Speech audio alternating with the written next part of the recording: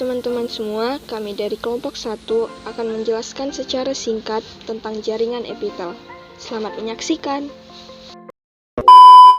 Baiklah, di sini saya akan menjelaskan tentang pengertian jaringan epitel. Apa itu jaringan epitel? Jadi jaringan epitel atau epitelium merupakan jaringan yang disusun oleh sel-sel sejenis yang menutupi atau membalut permukaan luar dan dalam organ tubuh yang berbentuk tubulus atau saluran, maupun kafum atau rongga. Jaringan epitel ini merupakan salah satu dari 4 jaringan dasar. Jaringan epitel melapisi bagian luar tubuh seperti kulit atau eksotelium, membatasi rongga tubuh atau mesotelium, maupun yang membatasi organ atau endotelium.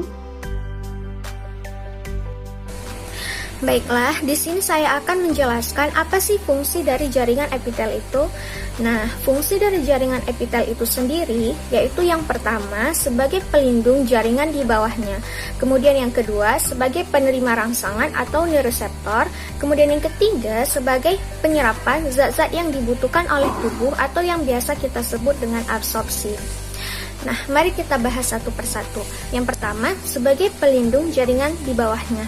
Nah, jaringan epitel dikatakan sebagai jaringan yang berfungsi sebagai jaringan pelindung karena jaringan ini berada pada permukaan luar dan dalam organ tubuh yang berbentuk tubulus maupun kafum.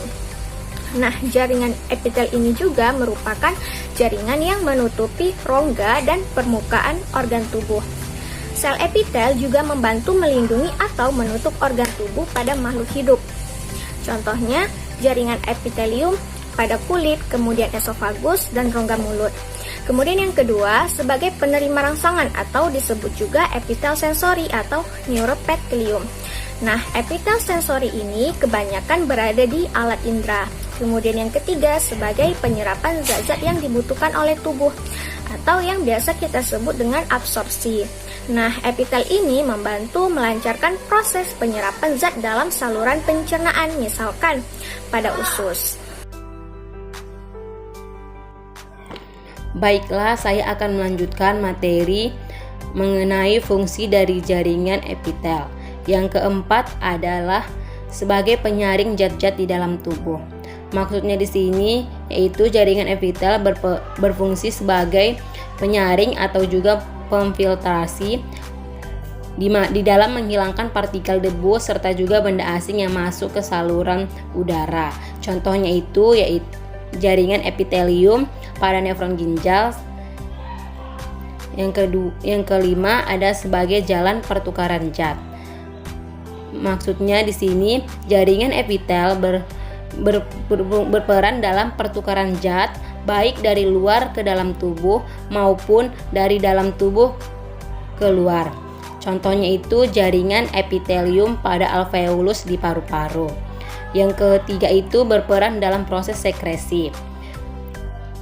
Sebagai alat sekresi yaitu jaringan epitel berperan sebagai pengeluaran zat-zat kimia tertentu seperti contohnya itu hormon, cairan pelumas, serta juga enzim jaringan epitelium pada kelenjar minyak, kelenjar keringat, dan lainnya. Baiklah, selanjutnya adalah jenis jaringan epitel. Yang pertama ada epitel pipis lapis. Seperti yang kita lihat pada gambar bahwa jaringan ini terdiri atas satu lapis saja dan bentuknya pipih.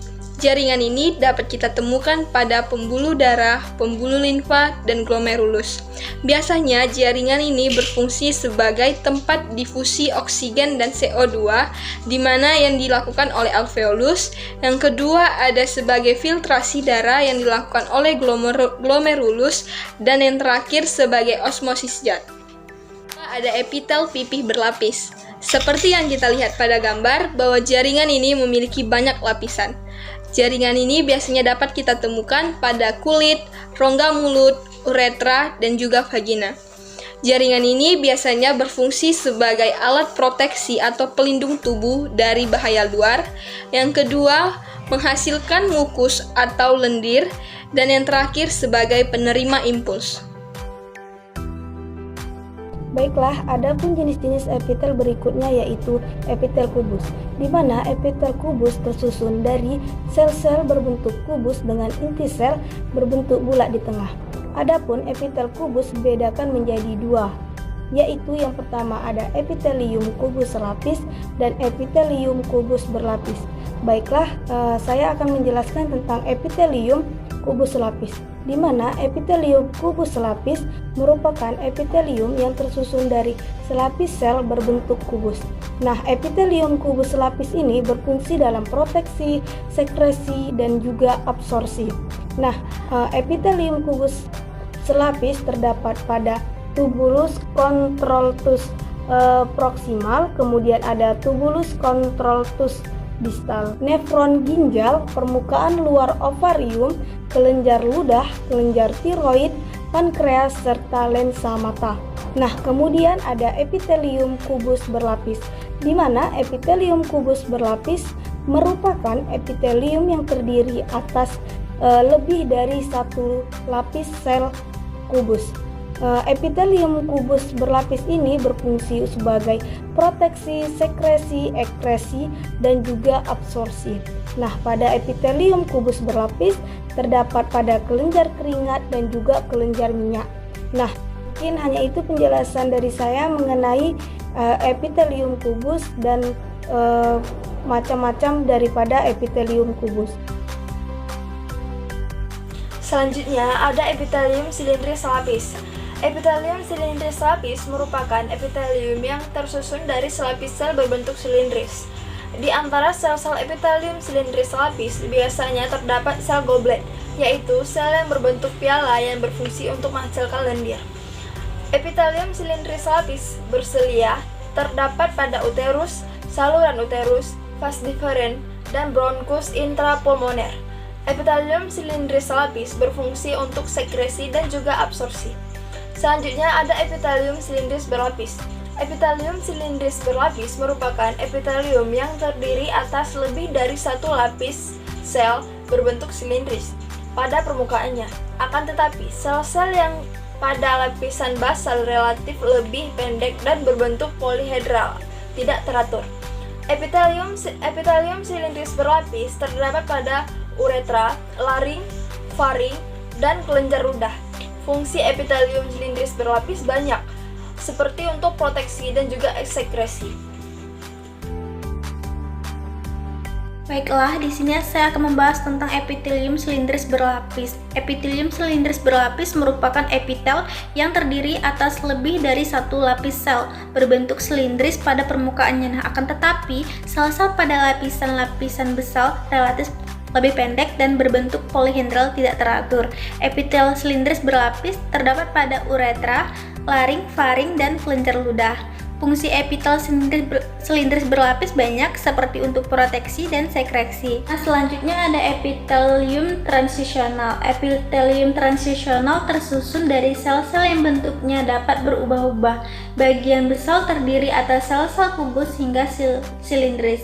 Nah, sementara bagian tengah terdiri atas sel-sel kubus polihedral.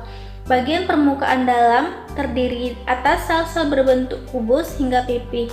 Epitel transisional terdapat pada organ-organ yang dapat mengalami perenggangan, nah, misalnya ureter, vesikel urinaria, pelvis renalis, dan uretra. Nah, maka dari itu, sel-sel epitelium pada organ-organ tersebut dapat berubah-ubah bentuk sesuai tingkat perenggangannya. I'm an icon, man. And my girl about a 10. I should fuck her in a